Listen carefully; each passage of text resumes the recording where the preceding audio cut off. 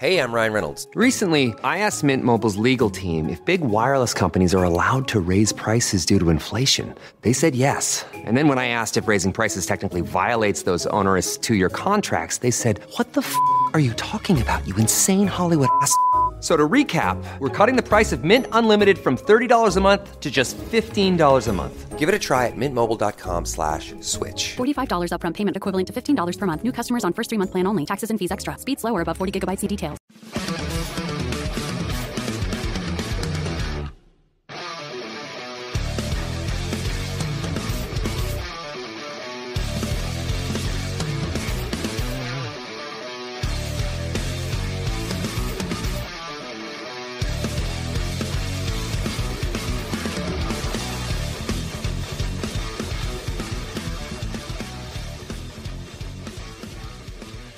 Olá, pessoal! Bem-vindos a mais um episódio de Crimes. Eu sou a Bruna. Comigo está a Fabi. Oi, Fabi. Olá, tudo bem com vocês? Suas crianças que leram o Manifesto Comunista e vão falar merda na entrevista. Caralho, por que uma criança tá sendo entrevistada pra falar sobre política? Gente, Por pelo quê? amor de Deus. Por que, mano? Bota esse moleque, sei lá, gente. falar de videogame, vai, sabe? Não pode falar, criança tem que ficar quieta. Não tem que falar nada.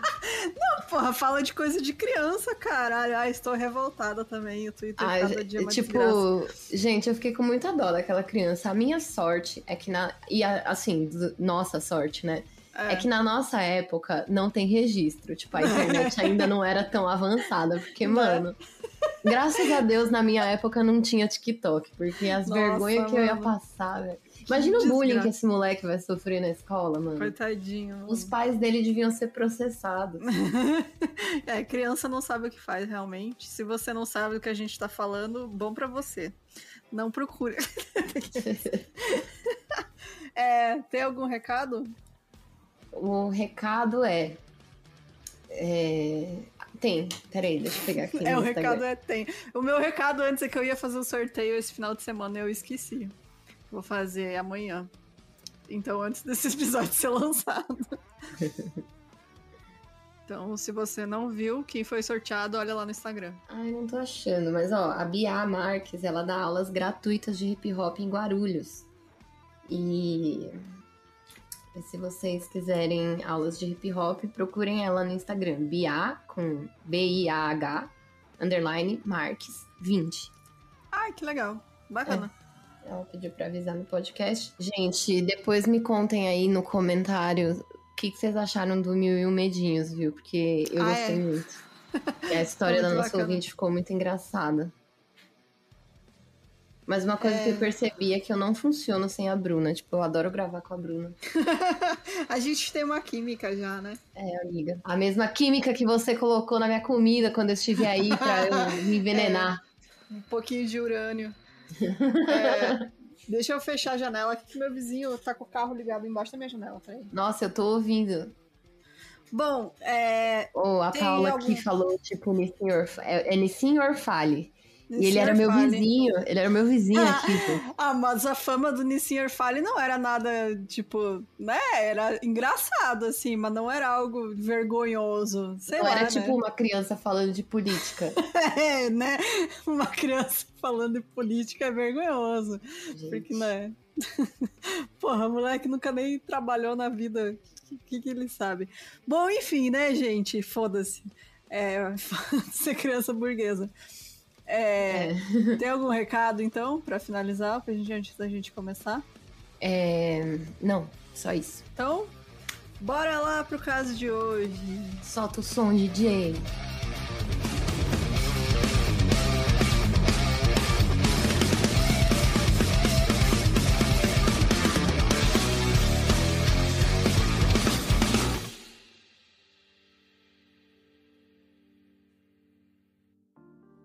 Gente, antes de começar, esse caso eu acho que muita gente já conhece. Eu também já conhecia. E eu quero, antes de tudo, só dizer a fonte, porque eu achei um blog que uma pessoa é obcecada por este caso. Eu vou deixar o link na descrição do episódio, tá? É o blog da Scarlett. Pelo que eu entendi, ela é holandesa e ela reuniu todas as fontes sobre esse caso. Então tem, tipo, páginas e páginas e páginas de coisa minuciosamente colocada lá, de tudo que vocês imaginarem. Então eu vou deixar aqui o link. Eu recomendo muito, tá em inglês, tá? Então eu recomendo muito quem consegue ler ir lá dar uma olhada, porque é um trabalho maravilhoso. Eu acho que todo mundo que fala sobre esse caso, hoje em dia usa essa fonte dela, e eu acho que pelo trabalho que ela fez é muito bom a gente citar isso. E dar os devidos créditos, né? Então eu tentei resumir, porque se eu fosse colocar tudo aqui, ia dar 50 episódios de um podcast só sobre isso.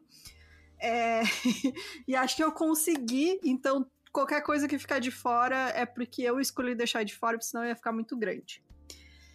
Então, falado tudo isso, vamos começar apresentando as pessoas envolvidas nesse caso, que são a Chris Kremers, que ela nasceu em 9 de agosto de 1992 em Amersfoort, na Holanda. Ela sempre foi descrita como uma pessoa criativa, responsável e extrovertida.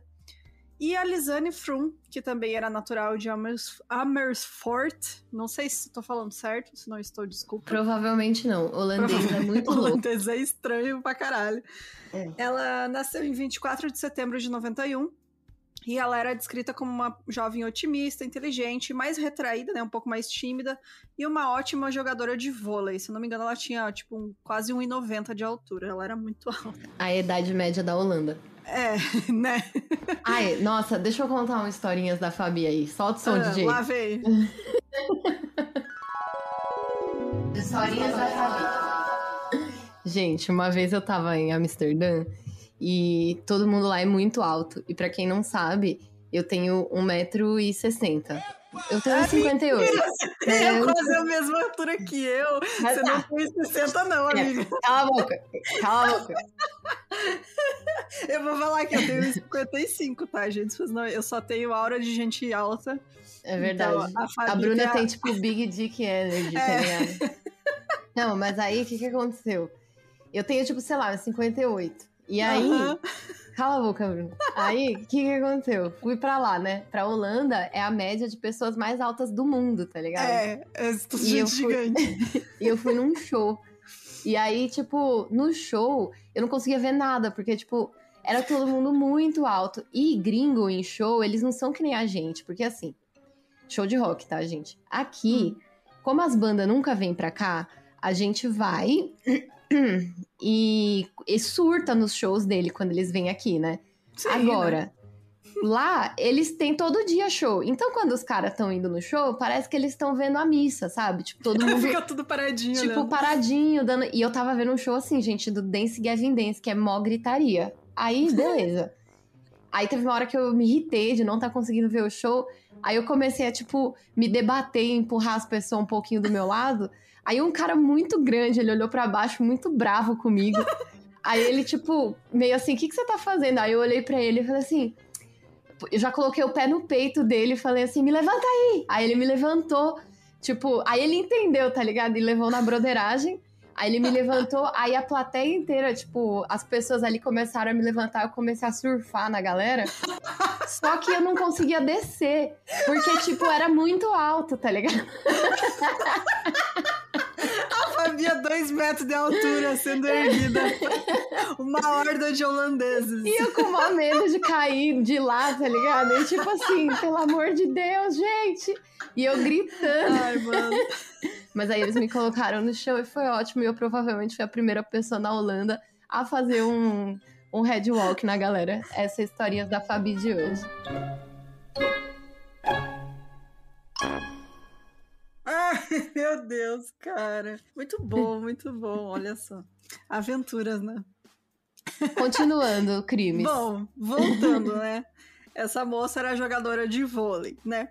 As duas tinham se conhecido em Amersfoort e elas viraram amigas muito próximas, elas se deram muito bem. E elas se mudaram para um dormitório na cidade, né? Um dormitório estudantil. E elas trabalharam juntas em um café chamado In den Kleinen Hub. Algumas fontes dizem que elas se conheceram nesse café, e, enfim. Ou outras dizem que elas foram trabalhar juntas depois, enfim. A Cris estava se formando em Educação Social Cultural com especialização em Educação Artística na Universidade Utrecht. Utrecht e a Lisanne... foi a cidade que eu fui no show. Olha aí, ó. Cidade universitária, né? E a Lisane havia concluído os estudos e ela se formou em psicologia aplicada na cidade de Deventer. Então, elas eram duas jovens, né? Jovens padrão da Europa, em busca de aventura. Elas queriam viajar juntas em comemoração à formatura de Lisane e elas passaram 6 meses juntando dinheiro e planejando o roteiro para onde iriam e o que elas iam fazer. A Cris já tinha visitado a América do Sul em uma viagem ao Peru com seus pais e a Lisane nunca tinha ido para muito longe de casa. No máximo, ela tinha ido para o interior da Alemanha dar um rolezinho, que é tipo um país vizinho, tipo, aqui você vai para outro estado, lá você vai para outro país, né? Exatamente. Não, é ótimo, né? Nossa. 3 horas de carro você não sai do seu estado aqui e lá você... Se você estiver em São Paulo 3 horas, você não chega nem ali 6 da tarde. Amiga, eu tô mais perto de Porto Alegre aqui do que de Florianópolis. Então no cu Nossa, é de verdade. Santa Catarina que eu tô. É verdade. Você imagina. 6 horas de viagem até Florianópolis. Que beleza. Bom, elas decidiram que iam pro Panamá e que não ia ser apenas uma viagem de passeio. Elas pretendiam aprender espanhol e fazer trabalho voluntário em escola infantil. E elas chegaram a juntar dinheiro dos amigos e familiares para comprar brinquedos para as crianças. Eles pediram como se fosse assim, fazer uma vaquinha mesmo, beneficente, né? Isso. Juntar a gente quer agradar as crianças quando chegar lá, Isso. Comprar uns brinquedos e tal. Como é que vai levar de avião brinquedo? Não, né? Você leva o dinheiro para comprar lá. E em 15 de março de 2014, a Cris, com 21 anos, e a Lisane, com 22, embarcaram em um avião de Amsterdã para Costa Rica. E aí de São José, que é eu não sei se é a capital, mas é para onde elas foram, que era na Costa Rica, né? Elas viajaram de ônibus para Bocas del Toro, no Panamá. E um barco levou elas até a Isla Colón, no arquipélago de Bocas del Toro. Bom, e ali elas passaram alguns dias aprendendo espanhol, né? Indo pra praia, indo em bares e se divertindo bastante. Então, elas até conheceram outros 2 jovens holandeses. E aí, aquela coisa que você conhece, você tá viajando fora, você conhece pessoa, né, do teu país, você acaba meio que fazendo plano junto, né? Então, elas passaram bastantes dias, tipo, passeando com esses caras também. Além de outros jovens turistas, né? Porque é uma cidade turística. E aí, 2 semanas depois, em 29 de março, a próxima parada foi a pequena cidade de Boquete. Eu não vou conseguir fazer esse episódio porque o nome da cidade é Boquete, gente. Então, Boquete. Boquete, né? A pequena cidade de Gulosa. Porra, mano, enfim, o nome da cidade é Boquete. Tem aproximadamente 19 mil habitantes. É bem pequenininha mesmo. E a Cris e a Lisane haviam se programado para trabalho voluntário em uma escola da cidade. E elas iam ficar na casa de uma moradora local que costuma receber turistas da região, chamada Miriam Guerra. Então essa mulher, ela sempre recebeu o turista que vai lá na cidade. Então ela já tem, tipo, a casa dela meio que um hostel, assim. Ela tem os quartos, tudo preparadinho, né, para receber os turistas. E logo que elas chegaram na cidade, elas descobriram que elas iam ter que mudar os planos, porque os funcionários da escola infantil Guadaria Aura, que era onde elas fariam o trabalho voluntário, falaram para elas que elas não iam poder trabalhar naquela semana conforme elas tinham planejado. Isso porque a diretora da escola tinha compromissos em outro lugar e eles não tinham tempo ou lugar para elas, apesar de terem feito acordos anteriormente, tanto com elas quanto com a agência de viagem delas. Então, a diretora da escola também reclamou depois que ela mal conseguia entender as duas, porque elas não falavam espanhol, era o espanhol básico que elas sabiam. E a diretora acabou deixando claro que ela não precisava de voluntários, e aí a Cris e a Lisane foram mandadas embora. Uma coisa, gente, inclusive aí pra quem tem interesse em fazer intercâmbio, essas coisas, cara, pesquisa muito bem as agências, viu? Porque não é tudo... A gente pensa que é tudo organizadinho e não é. Muitas vezes você chega, tipo, no país e não tem ninguém pra te receber que fale o seu idioma. Pra vocês terem uma noção, é tão despreparado, embora a gente pense que não, Sabe aquela sensação de tipo, eles são adultos, eles devem saber o que eles estão fazendo? Aí quando você vê, não sabem bom nenhum. Não sabem. Porque, tipo, por exemplo, quando eu tava presa na Áustria, eu precisava falar com o consulado pra conseguir um voo de volta pro Brasil, porque eu tava presa lá na pandemia.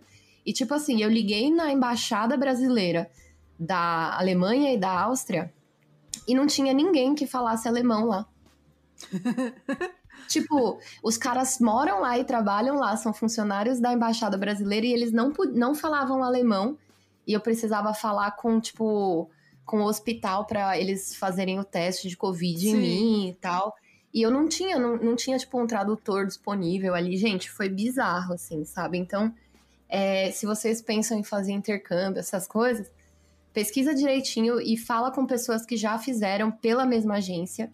Porque é muito... Tipo assim, você tá sozinha em outro lugar, sabe? É muito perigoso. Você, tipo... Principalmente se você não dominar nenhum outro idioma, sabe? Uhum. Mas é isso. Fica essa dica aí. E, bom... Quando elas chegaram na casa da Miriam, elas tinham um quarto só pra elas, com uma entrada privativa. E depois de serem dispensadas pela escola, a Cris ficou no quarto lendo, enquanto a Lisene ficou conversando com a Miriam na sala. Apesar dela falar pouco espanhol, elas conseguiam se comunicar um pouco, e a Miriam sugeriu que elas tentassem uma vaga de trabalho voluntário na outra escola da cidade, chamada Casa Esperança. Mas a vaga nessa escola também exigia espanhol intermediário, o que acabou também não dando certo para a Cris e Lisene. A Miriam preparou o café da manhã para as garotas no domingo, 30 de março, que era o segundo dia delas na cidade de Boquete, e soube que elas planejavam passear pela cidade para aprender mais sobre o lugar. E assim, né, normal, tipo, gente, eu não tenho mais trabalho aqui, vou dar um rolê, né, já tô aqui. Elas tinham uns dias pra passar ali, elas, vamos, né, tem coisa pra ver na cidade e tal. E mó paradisíaco, assim, né, o lugar. Lindo, lindo lugar. Bom, elas voltaram pra casa antes do pôr do sol e ficou meio claro, assim, que elas não conseguiriam nenhum trabalho voluntário em nenhuma escola da região. Tipo, elas já começaram a ver que, tipo, todo mundo tava dispensando elas. E, tipo... E aí eu acho que também deve ter um lance de... Sei lá, gringo quando vai pra algum lugar, tipo, pra um país em desenvolvimento, eles acham que vão ser a última bolacha do pacote, sabe? Né? E aí chega lá, não é bem assim. Tipo, você não fala espanhol, você, tipo, só fala inglês, que, sabe? Sinto muito, tá ligado? Bom... já que elas não iam conseguir nenhum trabalho, elas resolveram aproveitar a viagem, pelo menos se divertindo, e elas começaram a planejar alguns passeios, como, por exemplo, escalar um vulcão local que tinha lá, visitar uma plantação de café e também uma fazenda de morango. E outro detalhe que eu acabei não colocando aqui é que a casa da Miriam era muito próxima de uma escola de espanhol que ela não sei se uma pessoa ou várias pessoas, mas ela é de donos holandeses. Então, é verdade, verdade. Tanto nessa cidade quanto na outra que elas estavam também, tem essa escola, então elas acabavam passando várias horas lá nessa escola, que era bem pertinho da casa da Miriam. Elas iam lá para pegar o Wi-Fi, para conversar com as pessoas que estavam por lá, né, que aí falavam holandês, falavam inglês. Então, são... testemunhas, né, oculares também da timeline desse caso, né, essas pessoas da escola. Inclusive, quando elas chegaram na cidade, foi nessa escola que elas foram recebidas e as pessoas meio que deram um geralzão, assim, falando sobre a cidade para elas.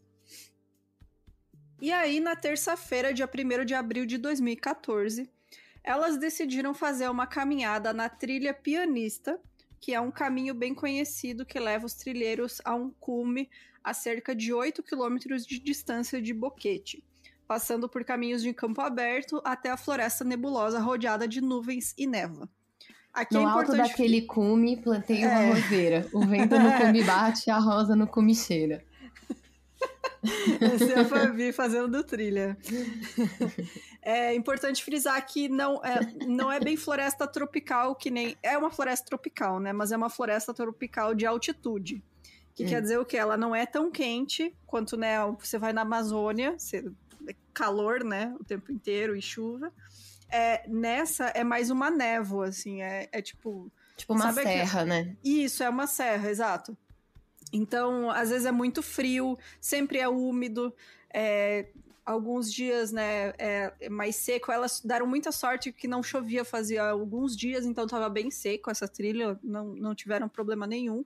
Porque às vezes as pessoas comentam que vão lá e tem muito barro, é muito difícil de caminhar, tem umas partes que fica mais difícil mesmo a trilha. Mas no geral é uma trilha bem tranquila. Elas pegaram um táxi até o início da trilha, que fica cerca de 9 quilômetros ao norte da casa onde elas estavam hospedadas. E o taxista declarou que deixou elas à tarde por volta das 13h40. Mas, segundo o horário da câmera digital delas, elas teriam começado a caminhada por volta das 11 horas da manhã. Então, já tem uma contradição aí em horário. Então, é mais aceito devido às fotos e evidências que encontraram depois, que elas realmente foram de manhã para a trilha. E aí a Lizane e a Cris, elas usavam roupas leves nesse dia, que eu inclusive não recomendaria para fazer uma trilha no meio do mato, que eram shorts, inclusive uma delas estava com shorts jeans, camiseta sem manga e botas de caminhada. E elas não levavam muita coisa, o que também, né, não é muito esperto se fazer. Elas tinham só uma mochila com algum dinheiro, o passaporte da Lizane, os telefones celulares, uma câmera digital, uma garrafa de água e provavelmente um pouco de comida ou lanches, embora embalagens de nada além de pequenos doces fossem encontradas depois.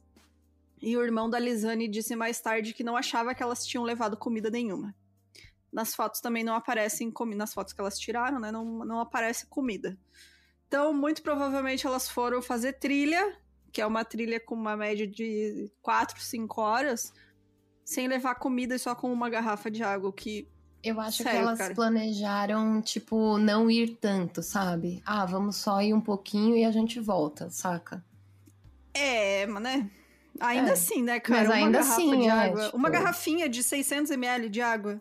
Não, isso aí é uma coisa de quem não faz trilha, né? Tipo, exato. Não sabe se preparar pra uma trilha, sabe? É por isso que eu não faço. Né? Eu também não. E a roupa também, tipo, nossa, eu lembro aí as babacas, né, hoje no episódio. A única vez que eu fui fora do país foi pro Chile, gente. Então, vou contar aqui a minha experiência. A gente foi pra uma cidade que chama Valparaíso, que é uma cidade cheia de morro. E aí a gente fez uma trilha walking tour, né, a trilha que você vai andando. Uhum. E aí o guia te leva por várias ruelinhas, assim, uns negócios muito massa, assim, no meio da cidade. Você vai aqueles morros gigantes, você pega até um bondinho pra subir de tão alto que é. E a gente fez a trilha em inglês, ou seja, tinha vários gringos lá, né? Vários europeus. Gente, essas pessoas passavam o dia caminhando de papete.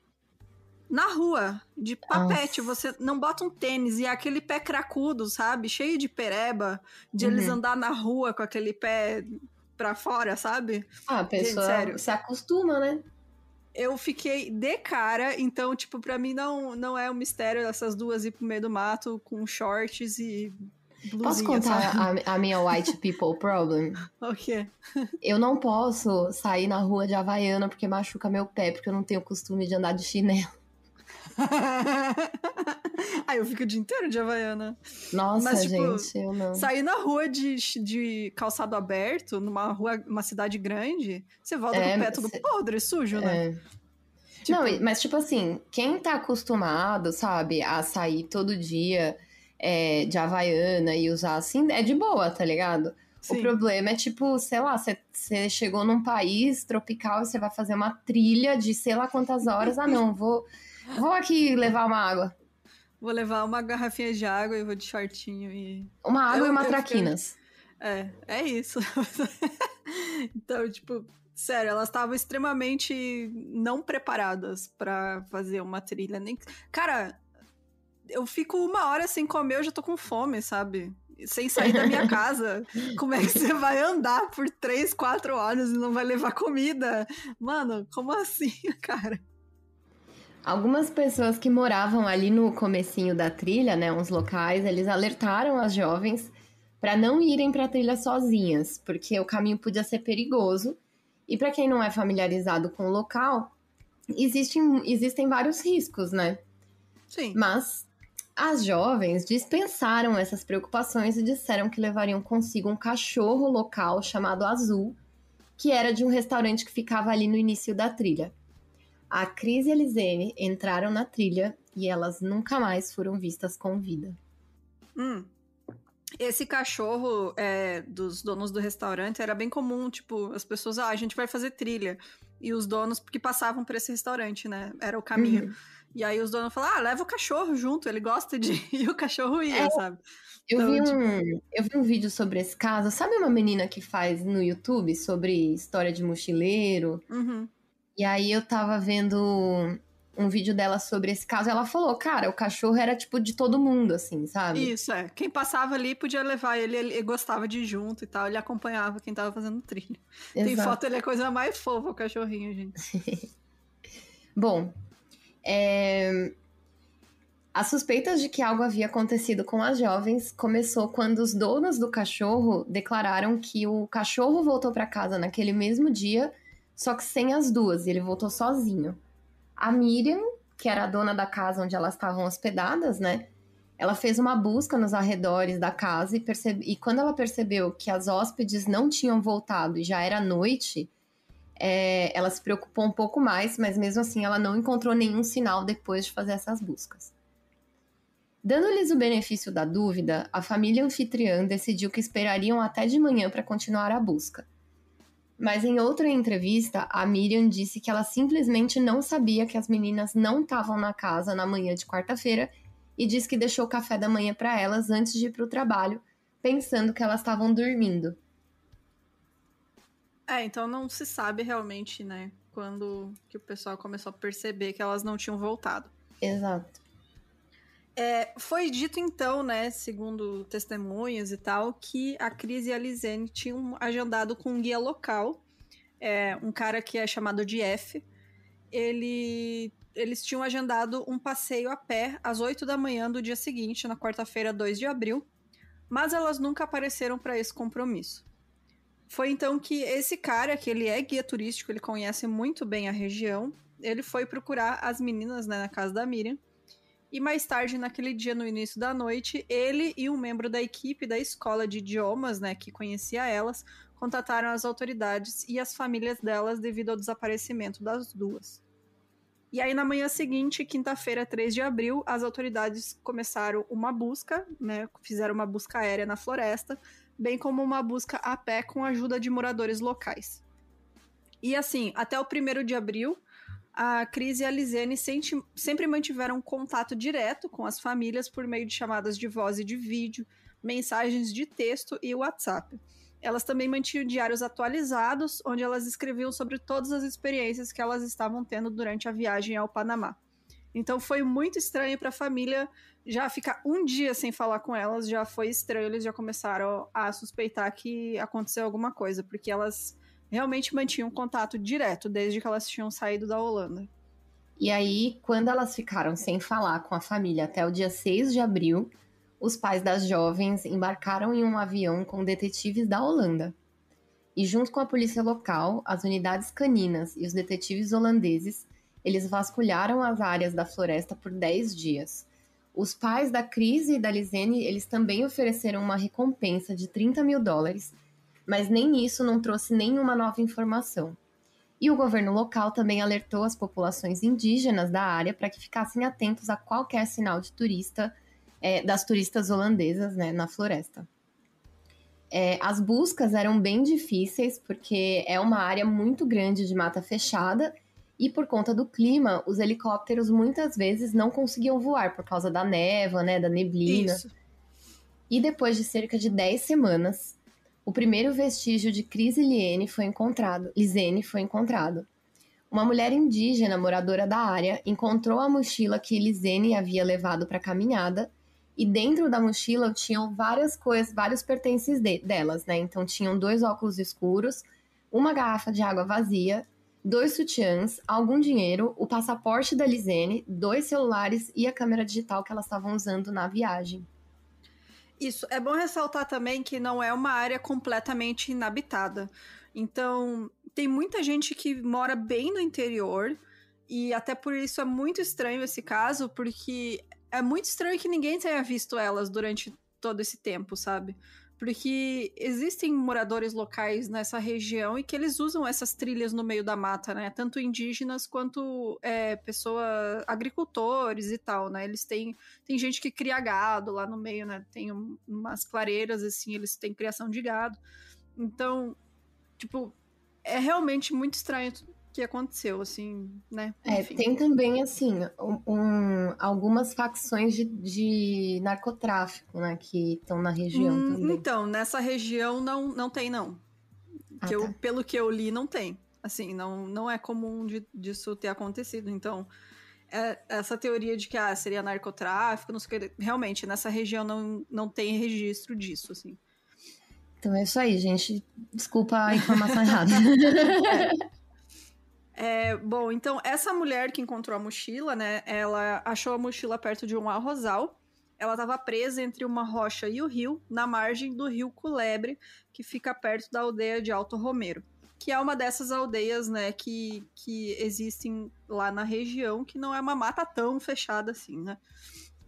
Então, esse povoado, ele está situado em uma área remota, no distrito do Vale Risco, a quase 17 quilômetros da casa da Miriam, né, em Boquete, e a 10 a 15 quilômetros e pelo menos 14 horas de caminhada do local onde elas foram vistas pela última vez, adentrando a trilha.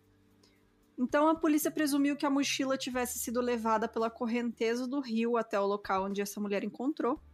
Tinha chovido muito nas semanas anteriores e algumas pessoas acreditam que a mochila não parecia ter passado semanas em uma floresta úmida e lamacenta ou em um rio, ficando 72 dias em uma floresta tropical sem nenhum sinal de dano por ação do clima ou até mesmo do rio.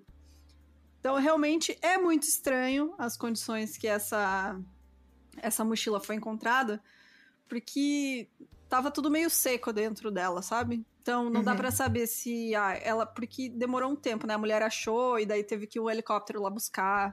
E aí foi levada pra polícia. Então, não dá pra saber se nesse meio tempo a mochila secou. Enfim. Segundo o Matt, que é um cara também que escreveu em outro blog, ele é canadense. E ele pesquisa esse caso também extensivamente. Ele teve acesso aos relatórios oficiais da polícia local sobre essa mochila. E ele falou o seguinte... Embora o dano da mochila, que eram arranhões e abrasões, seja consistente com viagens em um rio e sobre pedras, o dano é muito leve e provavelmente não consistente com uma viagem de muitos quilômetros em um rio selvagem. Então, assim, é muito improvável que essa mochila estivesse no rio por muito tempo, né? Porque senão, né, ia ser destruído as coisas que estavam dentro dela, ou a mochila ia ter mais sinais de que, né, sofreu a ação do tempo.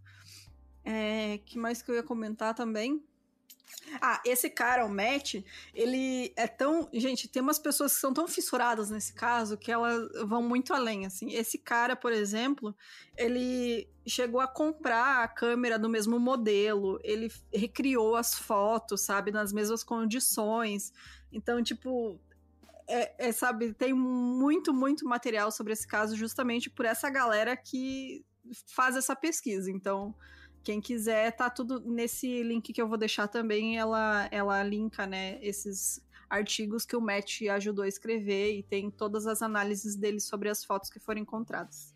Tudo dentro da mochila estava em boas condições, embora os telefones celulares e a câmera tenham sofrido alguns danos por causa da água. Mas mesmo assim não houveram danos físicos nas telas dos telefones ou da câmera digital, como rachadura ou amassado, nada disso. Amostras de DNA e impressões digitais foram retiradas da mochila, mas os resultados foram inconclusivos. Quando os telefones foram analisados, foi descoberto que logo no primeiro dia de caminhada, as jovens já haviam tido problemas. Por volta das 16h40 e 39, foi feita a primeira tentativa de contato com o serviço de emergência no dia do desaparecimento.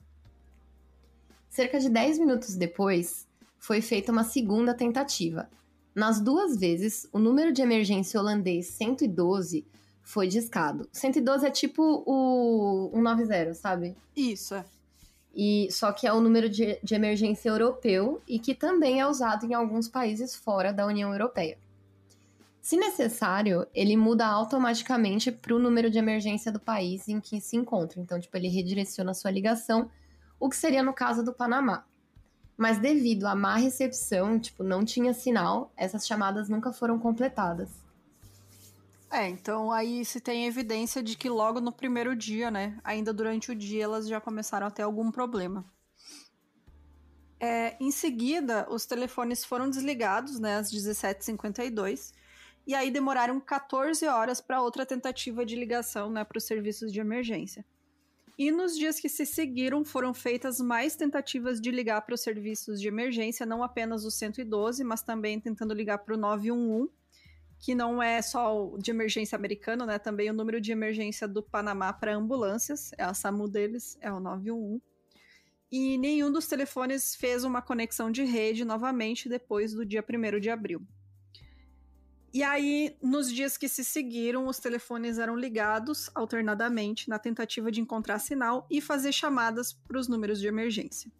Apenas uma vez, no dia 2 de abril, um dos telefones conseguiu completar a chamada, que durou apenas 2 segundos e logo foi perdido novamente. E aí, no terceiro dia, o telefone da Lizene ficou sem bateria. E no quinto dia, o iPhone da Cris foi ligado e desligado às 10h50 da manhã, e essa foi a última vez que a senha correta foi usada nele. Nos dias 7, 8 e 9, nenhuma atividade em nenhum dos telefones foi encontrada, e então no dia 11, né, em 11 de abril, o iPhone da Cris foi ligado novamente às 10h51 e permaneceu ligado por 1 hora e 4 minutos, depois desligado e nunca mais foi usado. E aí nenhuma tentativa de mensagem de texto foi encontrada nos telefones também, o que também eu acho meio estranho, né, porque tipo... também não dá pra saber, né? Sei lá, se elas escreveriam alguma coisa e tentariam enviar, sabe? Mesmo sem sinal, ou talvez estavam tentando poupar a bateria, que eu acredito que pode ser o que aconteceu, porque elas estavam desligando, né, e ligando. Então, supõe-se que alguma coisa aconteceu, né, com a Cris, porque o iPhone dela, depois do dia... Qual que foi? No quinto dia, né, que passou a ser usado a senha incorreta, e aí não desbloqueavam mais, mas ainda pode ser usado, né, para fazer chamada de emergência, mesmo sem desbloquear. Então, depois eu comento a teoria que eu acredito, né, mas fica aí só para vocês terem uma noção, assim, da linha do tempo, que existem as evidências, né. A câmera também foi encontrada em relativamente bom estado e o seu cartão SD estava acessível para os investigadores. Eles puderam ver cerca de 133 fotos consecutivas. A câmera não tinha opção de localização GPS, então os investigadores só podiam estabelecer ou adivinhar a localização das fotos com base nos arredores que aparecem nas imagens e também com a quantidade de luz, tipo, a luz do sol tá mais forte, mais fraca, o horário é tal... As primeiras fotos mostram as jovens felizes no dia 1º de abril, confirmando que elas haviam feito a trilha pianista e caminharam pela floresta horas antes da primeira tentativa de chamar a emergência. Não havia nada fora do normal nessas primeiras fotos. A Cris e a Lizene tiraram fotos umas das outras e o clima estava bom, ensolarado e sem chuva. A gente vai colocar algumas dessas fotos aqui no Instagram, porque tem... A maioria das fotos da câmera estão... Acho que tem todas, na verdade, né? Não, todas não foram divulgadas, nem pela polícia, nem pela família. Mas tem bastante. Tem o bastante. Suficiente pra gente ter mais ou menos uma noção, né, de como são as fotos. Bom, tava tudo certo, as fotos tipo foto de turista, sabe? Mostrando a paisagem, a câmera tava com a hora errada.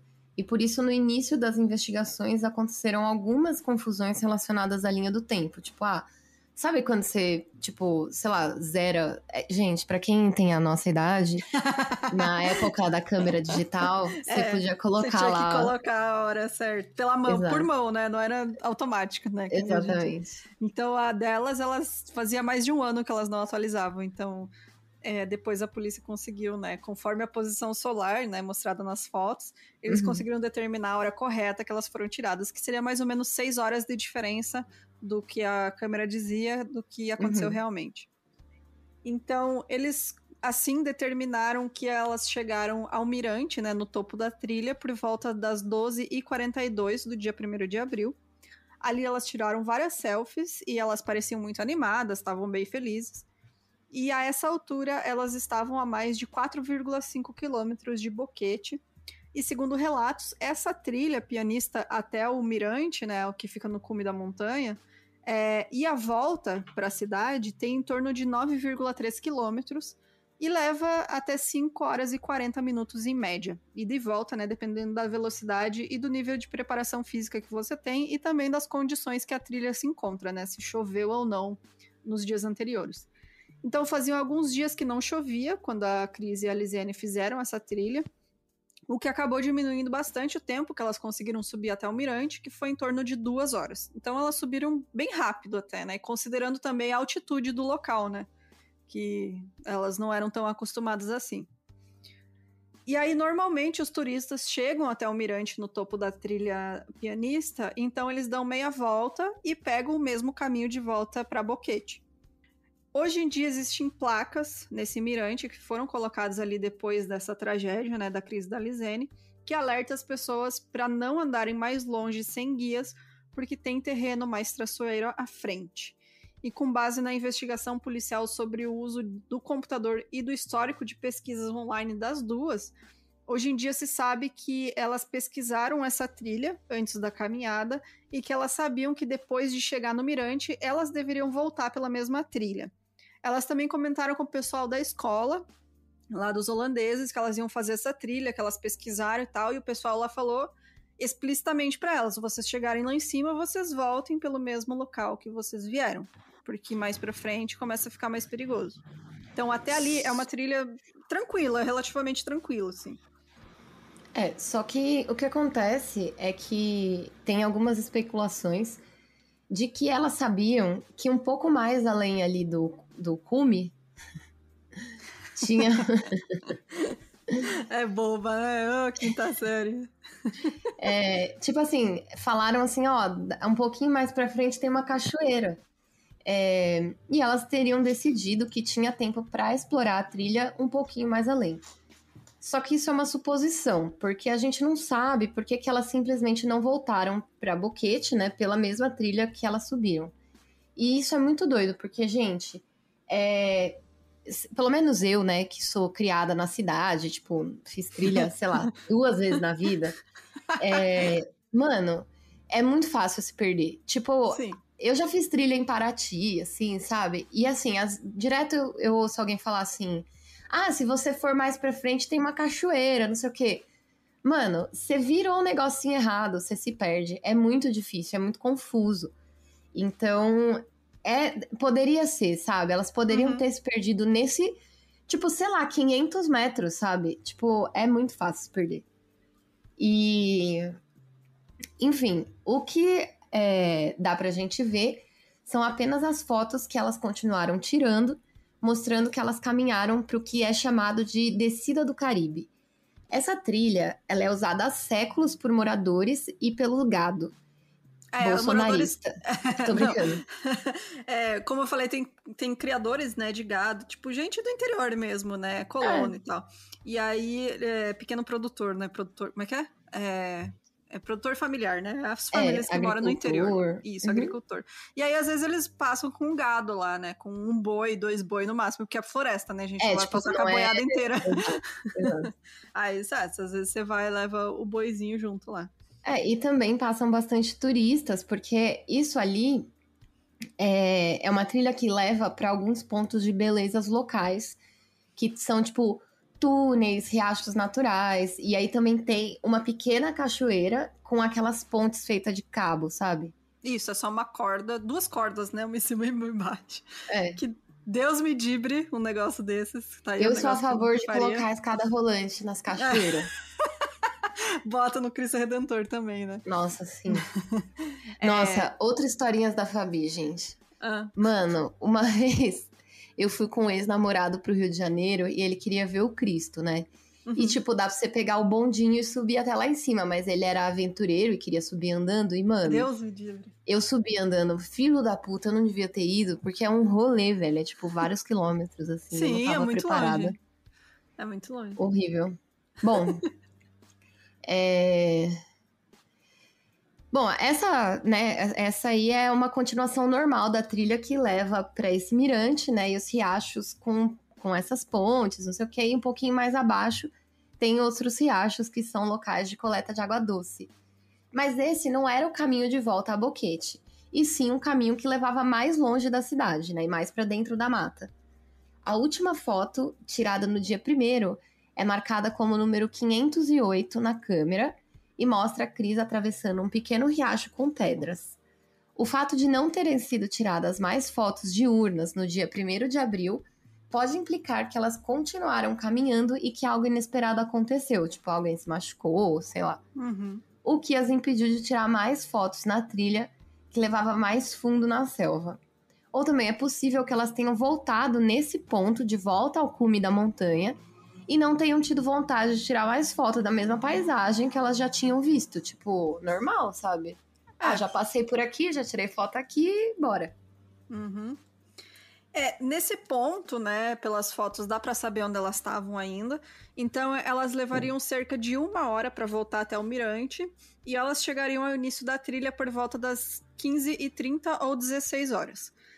E nessa região, nessa época do ano, o sol se põe por volta das 18h40. Então, dependendo da localização onde elas estavam, elas teriam que dar meia volta, no máximo até as 4 da tarde, para voltar para casa antes de escurecer. E aí, uma das teorias para o que aconteceu é que elas acharam que tinham tempo suficiente para explorar a trilha mais a fundo, depois que elas chegaram no mirante, por volta das 13 horas. E aí elas começaram a entrar em pânico por volta das 16h30, ao perceberem que elas não iam conseguir voltar para a cidade antes de escurecer. E assim, se tem um negócio mais aterrorizante que floresta no meio da noite, eu não sei, gente. Cara. É surreal. Eu não sei como é que é a vida aí na cidade grande, mas aqui no interior a gente tem muito costume de acampar. Então, quando eu era... meus pais sempre adoraram acampar, e a gente tem o Rio Uruguai aqui pertinho, então era sempre acampar na beira do Rio Uruguai. E, gente, é um breu. Assim, é surreal. Isso que a gente nem tava em mata fechada, né? Tava na beira do rio, lá nas chácaras lá dos tiozinhos que alugam para as pessoas acampar. Então, assim... E você sabe o que tem, né? Nessas beiras de rio aí? O quê? ET, né? Tem o chupacabra. Tu acha que eu escutei as histórias onde? Tu acha que eu tenho medo Pacu por quê, de Goianinha. Então, tipo, cara, eu nem consegui imaginar como é que é estar numa mata fechada de noite, sabe? Sem luz, sem nada. E, assim, elas não tinham nenhuma faquinha, sem preparo, sabe? Né? Sem preparo, você não tem um isqueiro tipo... na mão, você não tem... Porque, assim, os guias e as pessoas locais que vão... fazem essa trilha, eles carregam um facão, porque você vai encontrar folhagem no meio do caminho, pode ter bicho, né? Cobra, ou sei lá, aranha. Você quer comer uma fruta, sabe? Tipo, porra, né? Não tem nenhuma sempre faquinha. bom ter um canivete, tá ligado? E elas não tinham nada, absolutamente nada. Só coragem. Então, no dia 1º de abril, foram tiradas 34 fotos no total, né? Isso durante o dia. E no ponto além do mirante, as jovens não faziam mais selfies sorridentes, mas em vez disso, alguém, se presume, né, que fosse a Lizene, tirou as fotos da Cris caminhando um pouco mais na frente. E nessas fotos, algumas pessoas dizem que a expressão dela é meio de preocupada, mas assim, eu vi as fotos, pra mim ela tá com uma expressão neutra, sabe? Só andando na floresta, fazendo trilha. Então fica aberta a interpretação de qualquer pessoa que vê a foto, né? Então, pra mim, não tem nada de estranho nessas fotos também. Bom, a questão feita por todos sobre esse caso é: o que aconteceu depois que a foto 508 foi tirada? A trilha que elas estavam não era muito bem mantida como a trilha pianista, e é usada somente por moradores locais. Ela atravessa riachos, barrancos e áreas que são facilmente alagadas em épocas de chuva. O que teria acontecido, então, para que a Cris e a Lizene tentassem ligar para o serviço de emergência antes de anoitecer? Tipo, elas ligaram... Tipo, nem tava escuro ainda, sabe? Era 4h30 da tarde. Exato. E algumas pessoas acreditam que elas estavam tentando pedir ajuda porque elas acharam que estavam perdidas, ou porque alguma delas acabou se machucando, teve algum ferimento.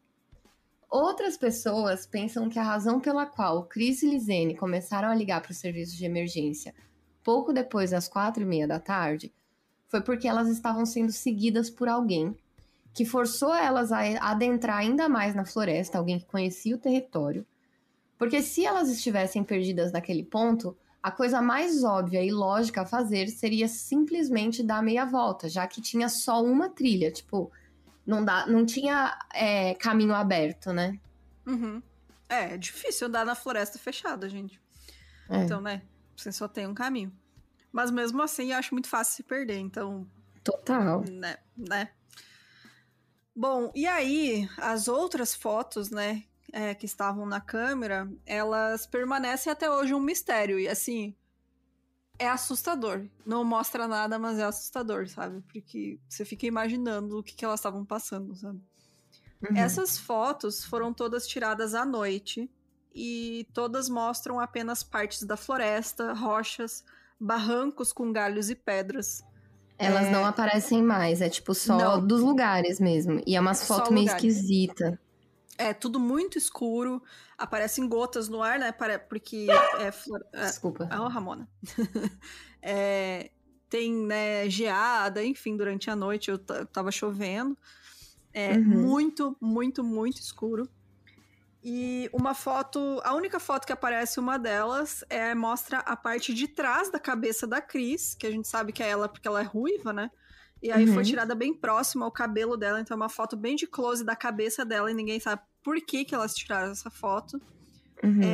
Pra mim, ela achou que tava com algum ferimento, alguma coisa na cabeça, e ou ela mesma tirou a foto, ou a Lizene tirou a foto pra ela, pra mostrar, né, pra ver se tinha alguma coisa, pra usar o flash. Pra mim é a única coisa que faz sentido, essa foto, assim. E o outro mistério é o sumiço da foto 509. Porque as fotos, né, seguem uma sequência, chegando a 508, pula pra 510. E os arquivos das imagens mostram essa sequência de fotos tiradas durante vários dias, mas a foto 509 foi deletada. O que é estranho, porque até então nenhuma outra foto tinha sido deletada por elas. Nenhuma, assim, literalmente nenhuma durante a viagem inteira. Tanto que tem fotos delas, tipo, de olho fechado, sabe? Mexendo no cabelo. Então elas não tinham costume de deletar foto. E também não faz sentido, né? Na verdade, se uma foto é deletada logo depois que ela é tirada, o próximo arquivo vai ter o mesmo número do que foi apagado.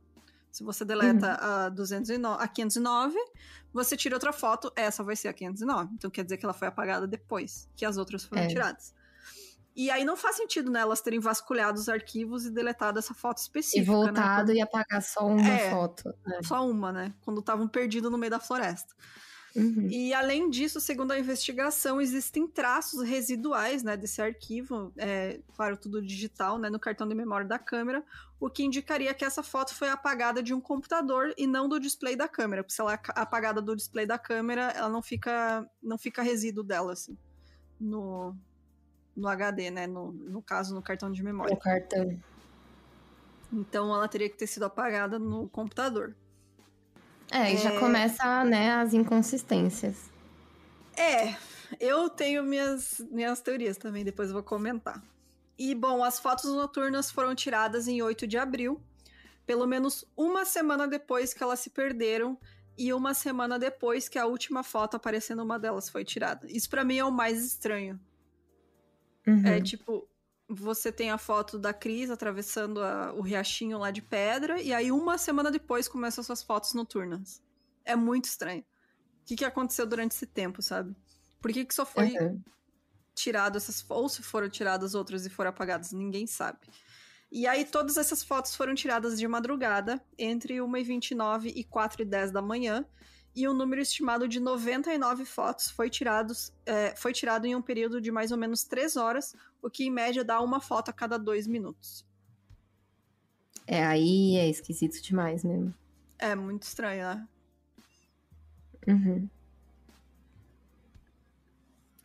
Bom, algumas pessoas especularam que as jovens usaram o flash da câmera para ver melhor. Mas outras pessoas familiarizadas com trilhas para caminhada à noite desmentem isso e dizem que o flash ele causa uma cegueira momentânea e impede que os olhos se acostumem com a escuridão. Portanto, usar o flash da câmera fará com que você veja menos, não mais. vi gente comentando também que elas podem ter, tipo, você pode fechar os olhos e bater a foto e olhar no display da câmera. Exato. E outra coisa, né? Tem muito bicho, muito inseto, sabe? Uhum. Então, de repente, se você, tipo, vamos sentar aqui nessa pedra pra descansar. Tipo, gente, tem tarântula nesses lugares. Eu ia tirar foto de tudo antes, se eu não tô conseguindo enxergar, sabe? Eu morro de medo de aranha, né? Mas, tipo assim, faz sentido que elas, tipo, tirem foto do lugar que elas... pra ver, sabe? O lugar. Uhum. Localização. Até porque hoje em dia o pessoal meio que conseguiu provar que elas não estavam andando muito quando tiraram essas fotos. É tudo meio da mesma área, sabe? Uhum. É tudo meio do mesmo lugar em vários ângulos diferentes. Então, não sei. Não sei mesmo. Depois eu falo, na real, o que eu sei. O que eu sei não, o que eu acho, né? Porque eu não sei de nada.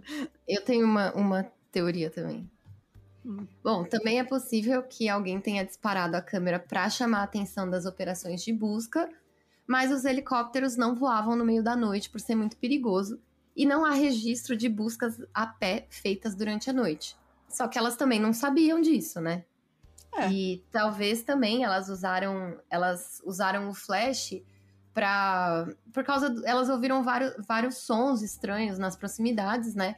E aí, tipo, usou o flash pra assustar algum animal, né? Enfim. Se tiver algum animal, você consegue ver os olhos do animal brilhando no flash, né? Ou com uma lanterna. Fica aquele olho de possuído, sabe? Mas, se elas realmente usaram a câmera pra assustar os animais, seria um pouco estranho que elas continuassem fazendo isso por tanto tempo, por quase 3 horas consecutivas. Aí que eu vou falar, eu não acho estranho isso, porque elas deviam estar muito apavoradas também. E tipo, cara, se você quer olhar direito toda a região no meio do escuro, e você não tem conhecimento nenhum de trilha, tá ligado? Uhum. Você vai tirar várias fotos, tipo, várias. Então... uma coisa que eu acho que pesa bastante também é que elas estão sem comer.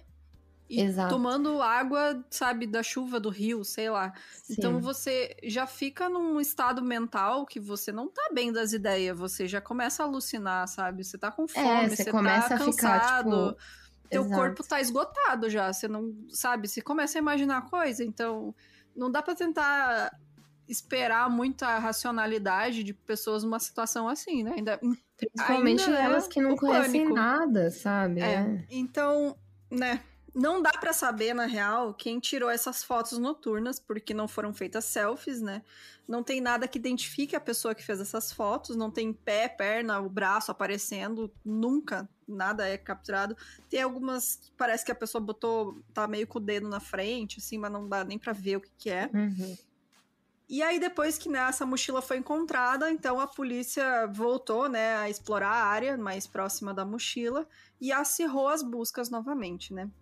E aí, com a ajuda de 6 indígenas Ngobe, que são os indígenas daquela região, aquele guia local, né, o F, ele encontrou restos de ossos e 2 sapatos diferentes ao longo do rio Culebra, pouco antes de 19 de junho de 2014. Um shorts jeans também foi encontrado preso a alguns galhos no rio. E restos de ossos foram encontrados a várias horas de caminhada de distância, mais ao norte. Os restos mortais parciais da Lisene foram encontrados espalhados e nas proximidades dos Licris, tanto acima quanto abaixo da correnteza do rio. Uma coisa estranha é que, realmente, a mochila foi encontrada num ponto do rio e ossos foram encontrados mais pra cima, assim, sabe?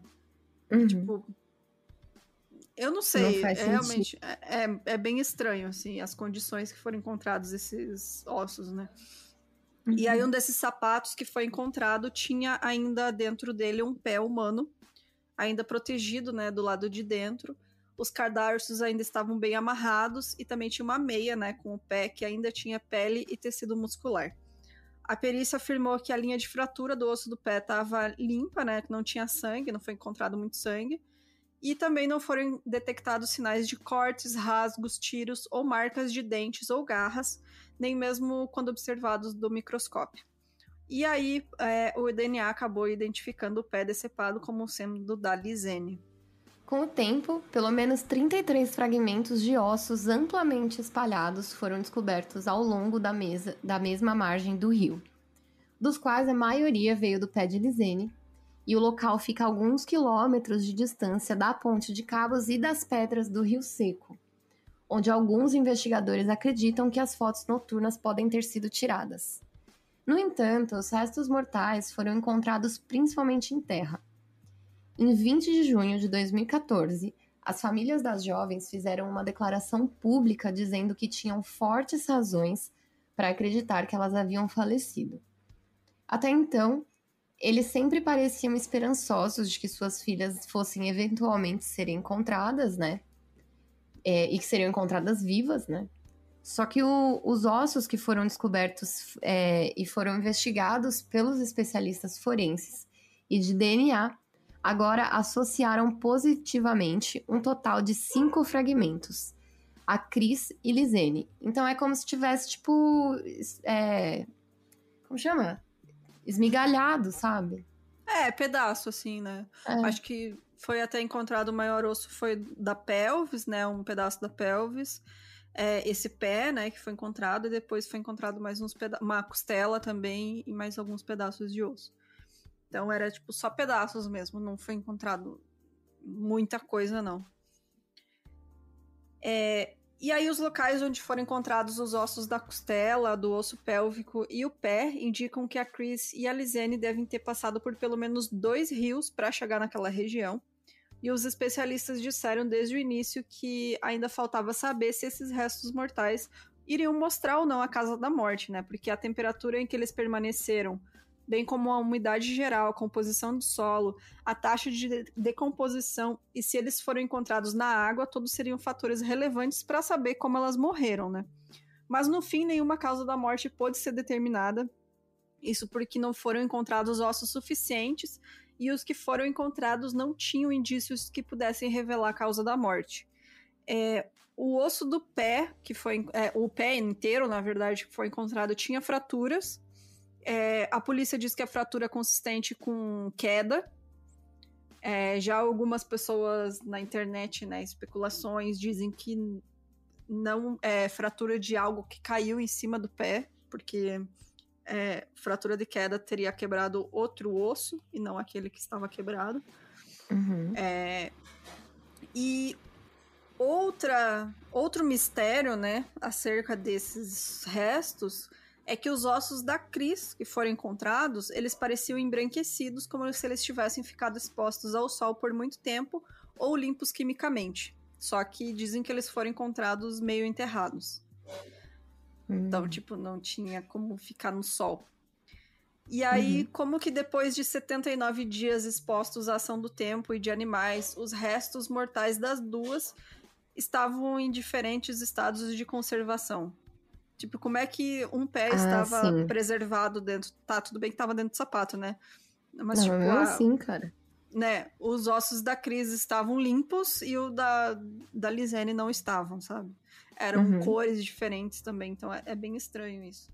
Além disso, em agosto de 2014, mais restos mortais foram encontrados e incluíam um pedaço enrolado de pele, que mostrava poucos sinais de decomposição. Junto desse pedaço de pele também foram encontrados uma tíbia e o osso do fêmur de Lisene. Para o governo local e as autoridades, o caso se tratava apenas de um acidente.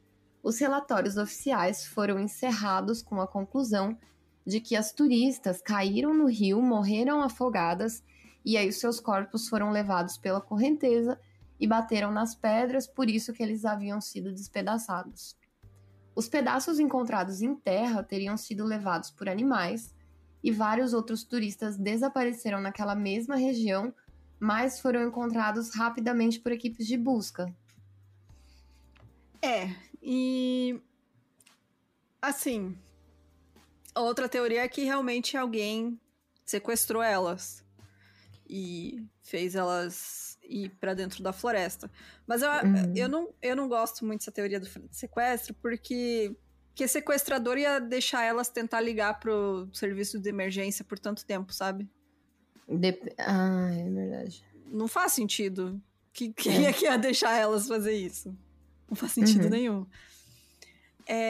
E, bom, pra mim, elas realmente se perderam. Eu acho que alguma delas deve ter se machucado naquela hora que elas tentaram ligar inicialmente, né, pro serviço de emergência. Inclusive, alguns relatórios dizem que o pé da Lizane que foi encontrado tinha sinais de infecção, né, antes de apodrecer, enfim. E que era consistente com ferimento de maratonista, sabe, por caminhar muito tempo. E que causa muita dor. Então, pra mim, isso mostra que elas realmente andaram muito tempo dentro da floresta. Muito mais do que elas tinham planejado. Então, assim, eu acredito realmente que elas se perderam ali logo depois que elas desceram, né, do mirante, mais pra frente. Elas, na real, né, uma delas se machucou. E aí elas se desesperaram. E é muito, muito, muito fácil você se desorientar estando desesperado, né? Então, pra mim, elas foram só indo cada vez mais fundo e tentando achar alguma civilização, né? Alguma pessoa, né? Passando por ali, enfim.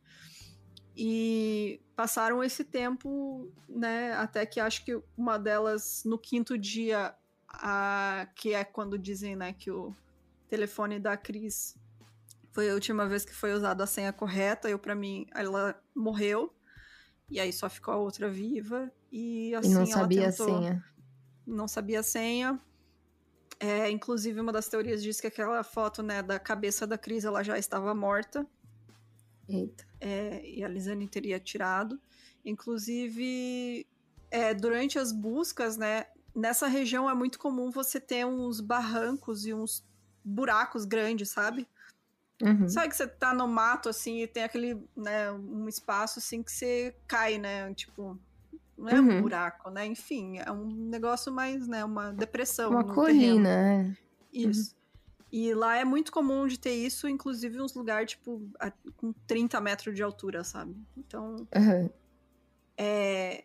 inclusive a teoria da polícia, né, é que elas tenham caído num desse que se machucaram, enfim, não conseguiram sair. E aí tentaram ir pro rio e acabaram morrendo afogadas.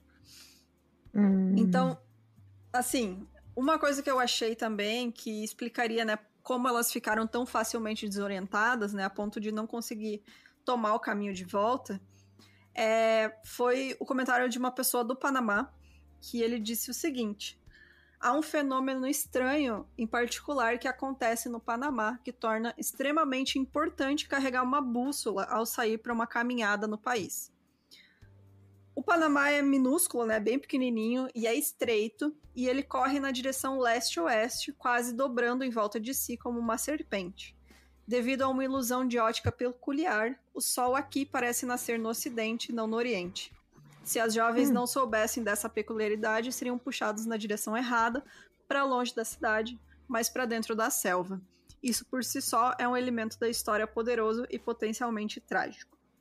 Isso que foi que essa pessoa comentou. Tem várias pessoas que dizem isso, que no Panamá, né, pelo jeito que é, né, o país, ele é na horizontal. Então ele tem essa ilusão de que você tá vendo o sol nascer ou se pôr do lado errado, assim. Você acaba se perdendo mesmo. E elas não tinham nada. bússola. Nada. E o que realmente aconteceu, né? Ninguém nunca vai saber com certeza se a Cris e a Lizane se perderam por conta, se elas sofreram algum machucado e morreram em razão de algum acidente no meio da floresta, ou se elas foram atacadas por alguém e assassinadas. Eu acho bem provável que elas possam ter morrido acidentalmente e tal, e as coisas foram encontradas por alguém e a pessoa só plantou lá de volta, sabe? Quando viu que tava todo mundo procurando. Pra mim, isso é bem plausível de ter acontecido também.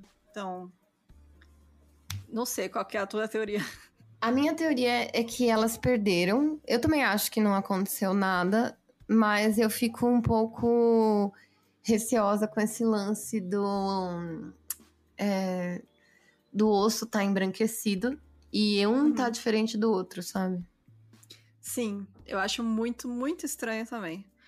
É que eu sempre tendo a acreditar no negócio que é mais simples, né? Que é se perderam na floresta. Geralmente é o que acontece, é o mais simples, né? Eu também tenho, assim... Ah, desculpa, fala. Não, pode falar.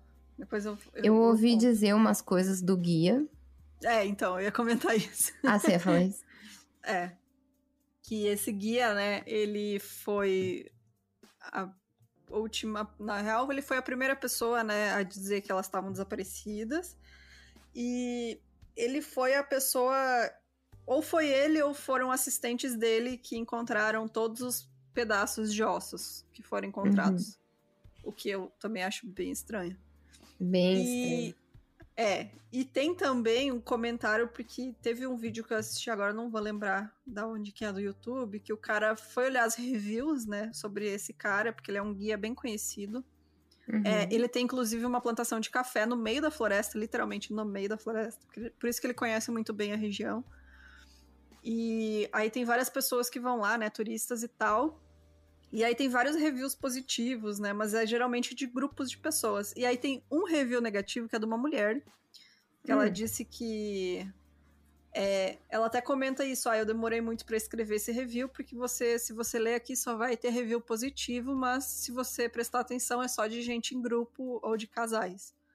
Ela disse assim, eu não recomendo ir fazer trilha com ele sozinha, uma mulher sozinha, porque ele tentou passar a mão em mim, e ele ficou fazendo piada, ele tinha um machete, né, um facão, ficou fazendo piada dizendo que ia cortar as pernas dela. E ficou passando a mão nela. Que engraçado. E que piada boa. Aí ela disse isso, tipo, que ela não recomenda, porque o cara tentou passar a mão nela, e mesmo ela falando não pra ele se afastar e tal. E, enfim, esse cara, ele, né, tava ali junto em todas as coisas de busca, de investigação. A gente sabe, né, que tem aquele padrão, às vezes, do assassino querer se colocar na investigação, né? Sim, é tipo um fetiche, né? E tem um caso bem estranho que aconteceu em 2017, que foi uma turista alemã que se perdeu nessa região, e aí 3 pessoas, né, moradores locais, que faziam parte da operação de resgate, encontraram ela e mantiveram ela em cativeiro, estupraram ela. Nossa. E ela só conseguiu fugir porque ela cortou um deles com uma garrafa quebrada. Daí eles tiveram que ir correndo pro hospital e aí ela conseguiu fugir. Então, tipo, tem coisa estranha, assim, eu acho que a possibilidade de que alguém tenha matado elas, pode ser que sim. Mas, eu não sei, pra mim é muito mais simples você explicar tudo isso com ação de animais, sabe? Mesmo. Acidente. Tipo, a condição do clima na região, sei lá, sabe? Pode ter um corpo ficado mais encoberto e depois os animais arrastaram os pedaços, enfim. Eu realmente tendo a acreditar mais em acidente mesmo. Mas deixa aí nos comentários o que vocês acham, né? Também, né? Quer comentar mais alguma coisa, Fabi? Só não... Gente, não façam trilha se vocês não souberem o que vocês estão fazendo. Vão com guia, né, gente? Vão com preparados também. Por favor, não façam, se enfiem no meio do mato se você não sabe. Intercâmbio da vida aí, viu, gente? Exato. E é isso, gente. Eu vou deixar aí o link desse blog, quem quiser ler, porque realmente recomendo muito. Se você discorda de qualquer coisa que a gente falou aqui, lê lá, porque tem tudo, tem todas as teorias, tem todas as provas de tudo. A pessoa fez uma análise, assim, minuciosa sobre tudo que vocês imaginarem envolvendo esse caso. E é isso, então. Vamos lá para os comentários, né? Do último episódio. Bora!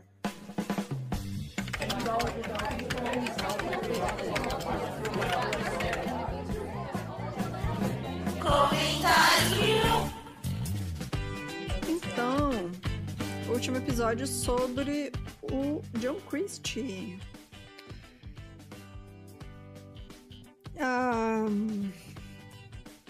Gente, vou ler então comentário da outra Nina. Ela disse assim: vim trazer um fun fact, nada a ver. Ô, Eber, faz favor. Matando um mosquito, eu gravando ele matando um mosquito com a raquete. Ele passa o dia inteiro com essa raquete matando um mosquito. Parece um psicopata dos mosquitos.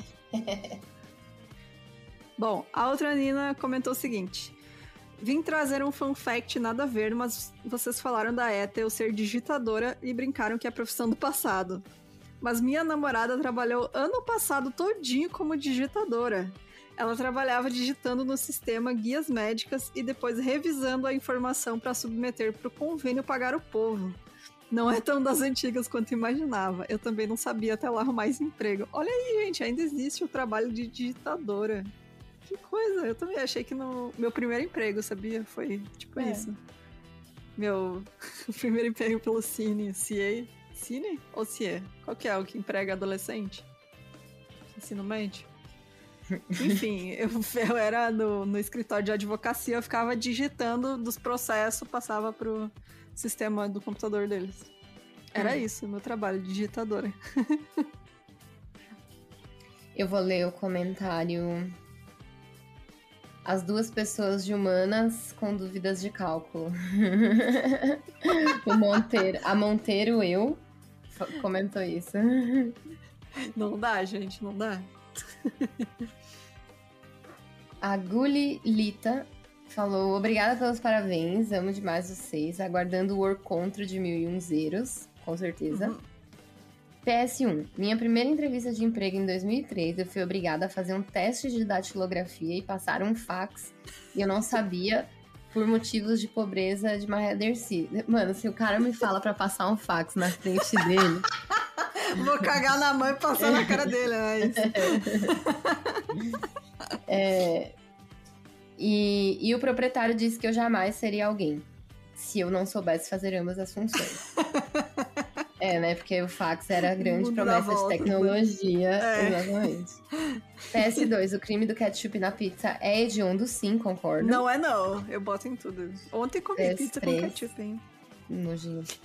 PS3, mais um caso da suposta loucura que só atinge a parcela burguesa branca que não pode ser contrariada nem aceita qualquer derrota na vida. Sim. PS4, aguardando o caso da Brittany Murphy, que eu acho que ela falou aqui, né? Porque eu amava demais. Foi um choque a partida dela, quanto do ícone Cássia Eller, com certeza. Chorei muito também. Cássia Eller é o crush universal de qualquer pessoa com bom gosto. Concordo também. Gente, inclusive, recomendo muito escutar o filho da Cássia Eller, Chico, tem no Spotify. Gente, o menino, ele tem a voz da Cássia Eller. Sério? É absurdo, é assustador. Ele canta igualzinho ela. Igualzinho, é assim, ó. É sério. Escuta lá depois, vou botar depois. Segundo sol. Mas sério, gente, é assustador. E ele é muito legal mesmo. Cuidado que você pode começar a beijar garotas. Né?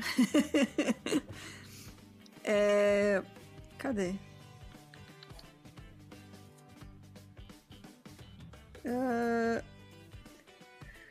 Eu sou a Bel. Falou, a Jéssica citando Não Inviabilize foi tudo. Já quero participação da Deia falando, então, vamos de crime. Ai, nossa, não vejo a hora. Deia, a gente ama você. Você é a nossa maior inspiração. Ai, queria muito, Ai, gente, esses dias eu tava ouvindo Não Inviabilize e ela tava fazendo um Spaces no Twitter, né? Aí ela queria contar a história de corno, aí a Deia virou e falou assim, tem corno online? Tipo... Não, eu adoro a voz dela, né? Eu adoro. Calmante. É tão calmante. Adoro. Ela fala de um jeitinho, né? Então, você se sente tomando um chazinho, né? Com a tia fofoqueira. Eu já ouvi tudo. Ouvi também os que estão lá pra apoiadores, porque eu sou apoiadora da Deia. E fica aí o convite, Deia, vem gravar com a gente. Aliás, se vocês estão ouvindo aqui o Mil Crimes, ouvintes, marca ela aqui nos comentários. Fala que vocês querem que ela participe, poxa. Ia ser muito épico. 1001 medinhos com a Deia, comigo e com a Bruna. Com a Jéssica. Com todas.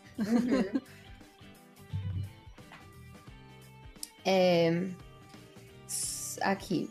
Só acho que deveriam dar um programa pra Jéssica fazer resenhas de filmes e futebol. Já estou ansiosa para esse encontro. Sim. Esse de Concordo. filme e futebol. A Jéssica é a nossa comentarista esportiva. Né? E resenhadora de filme. Exato. O Gustavo disse: minha gente, que cara desgraçado pensar que ele foi o primeiro cara a fazer a ASMR. Eu já quero a Bruna e a Jéssica fazendo react aos primeiros episódios. Não vai rolar. Não. Aproveitando pra cobrar a Fabi com desconto pros quadrinhos de Anne de Green Gables que ela coloriu, você prometeu. Eu prometi. Olha aí, ó. Gente, eu colori. Vocês sabem a série Anne com E? Ou Anne de Green Gables, Anne with an E? Eu colori o quadrinho, ele já está em pré-venda na Amazon. Quem quiser procurar lá, procurem. Depois eu vou descolar um link meu da Amazon pra ver se eu consigo dar um desconto. Sei lá, eu sei que assim, ó, a editora vai mandar pra mim 20 edições que eu vou poder vender autografada. E aí eu vou mandar autografada. Vou tentar vender ou no mesmo preço que eles, ou um pouco mais barato, eu não sei. Mas quando chegar eu aviso. Isso aí, fiquem... Quem quiser, manda e-mail. Ou DM. Manda no e-mail, que daí não se perde. Exato. E eu vou terminar aqui com o comentário da Barbosa Nayara. Barbosa Nayara. Eu tô com soluço. A Bebum. Ela fala: eu adoro como no meio da história a Jéssica começa a perguntar a idade que as pessoas teriam e a Bruna começa a calcular. Gente, eu abrindo a calculadora no computador pra fazer as contas. Porque sem condições, não dá. Outro dia eu errei uma conta que era 31 menos 5. Eu falei que era 29. Não sinto nenhuma culpa. Cara, eu não sei fazer. Eu também. E eu não tenho noção de tamanho e peso das coisas, sabe? Aí, Olha tipo. soluço aí. Ó, eu soluço. Me dá, sei lá, 300 gramas de batata. Não sei quanto é isso. Não tenho ideia. 10 batatas. A Bruna vai lá comprar no mercado. Vive aí 8 quilos de batata. Amiga, a gente tá fazendo compra por aplicativo. Tava, né? Agora eu vou também no mercado. E aí, um dia a gente foi pegar pão. E o Weber botou, cara, não sei, 400 gramas de pão, velho, 6 pacotes de pão, velho. Então não é só eu não que tenho problema. Aqui em casa é um problema recorrente. Isso quando a gente não compra as coisas sem ver o tamanho. Tipo, olha que baratinho esse sabonete. Daí ele comprou por R$1 o sabonete e veio uma mini caixinha de sabonete. Eu lembro, ele falou. Cara, já veio mini pacote de salgadinho, mini sabonete, a gente várias coisinhas de hotel aqui, porque a gente compra e não vê o tamanho certo das coisas. Tipo aquela pessoa que compra na Wish, né, a cadeira e vem uma mini cadeira. Mas é isso, gente. Tem mais alguma coisa? Eu não tenho nada para adicionar. Então, é isso, pessoal. Muito obrigado pela companhia. Obrigado aos apoiadores que acompanharam o episódio. Se você quiser acompanhar, entra lá no site, milcrimes.com.br, vai ter lá a seção de apoio. E aí, a partir de R$15 mensais, você escuta as gravações ao vivo, na segunda-feira. E também participa de sorteios e mês que vem, né? Agora, na real, né? Quando sair esse episódio, já vai ser dezembro, vai ter 2 sorteios. Então, fiquem ligadinhos. Eu vou dar um recado aqui, que o Ronaldo... o Lord Nebs no Instagram, ele mandou uma mensagem pra gente contando o caso dele, o Mil e Medinhos e tal, e eu vou pedir e vou reforçar aqui, gente. Manda pra gente por e-mail, porque nas mensagens do Instagram, as 3 acessam, então acaba se perdendo, a gente recebe muita mensagem, tipo, quando o pessoal posta foto ouvindo 1001 e marca a gente, então vai pra nossa DM também. Então, assim, é muita coisa, a gente não consegue se organizar. Então, as pop, pedir... né? As populares. Mas não é que é popular, é que a gente desorganizada. Gente, tá a ligado? gente se perde, é verdade. Não, é porque a gente tem muita coisa pra fazer. Vocês sabem que a gente, tipo, tem o nosso trabalho do dia a dia. O 1001 Crimes não é o nosso trabalho. Então, assim, não dá pra gente ficar parando e fazendo... Tipo, uma curadoria das mensagens do Instagram. Então, por favor, manda por e-mail, gente. Isso aí. Então é isso, gente.